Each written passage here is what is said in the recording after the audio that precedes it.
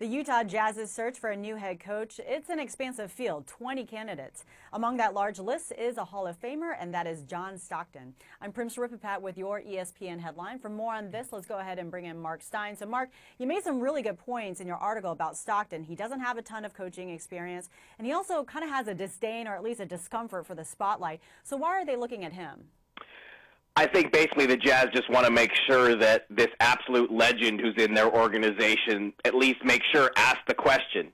You know, give him the opportunity, make him say no, because there's no doubt that John Stockton does not want any part of the spotlight. He didn't as a player, and it's hard to imagine him being comfortable with the media demands that are put on a coach in the modern-day game. But this guy was a coach on the floor and really one of the best of all time.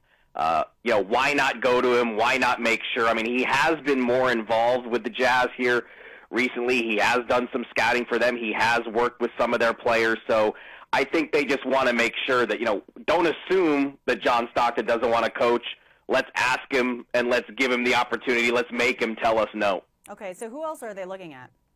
Well, it is going to be a drawn-out search. Randy Rigby, their team president, came out recently and said it would actually probably be more than 20 guys that they actually talked to, and that process will start this week at the pre-draft camp in Chicago. They'll start talking to various candidates. But if you're looking for a few main names, Jim Boylan, the San Antonio Spurs assistant coach and former University of Utah coach, he's worked a long time with Jazz general manager Dennis Lindsey. So in coaching circles, Jim Boylan is the name that is most frequently coming up.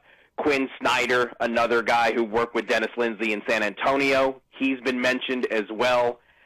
You've got Adrian Griffin, a Bulls assistant, Brad Jones, one of the holdovers from Tyrone Corbin's staff, and then I think really the most interesting name in the discussion beyond Stockton would be Ettore Messina, the European legend, Italian coach, very well respected. Of course, there's never been a coach in the NBA who wasn't raised within North American borders. So, the Jazz, when you talk to people around the league, people would say the Jazz are a team on that short list that really would give a chance to a European coach and not worry about the fact that he wasn't raised in the United States and that it would be kind of a groundbreaking move. And Dennis Lindsey and Justin Zanuck, his top assistant in Utah's front office, they're both Messina fans. So I think you have to keep Messina's name in your mind, in your thoughts, to see how strongly they consider him. But if we're going to classify anyone as a favorite here at this point, it would be San Antonio assistant Jim Boylan. That's interesting. All right, so the head coaching search continues. Mark Stein, thank you very much for your time today. You got it. We'll keep you posted on this story. Keep it logged on to ESPN.com.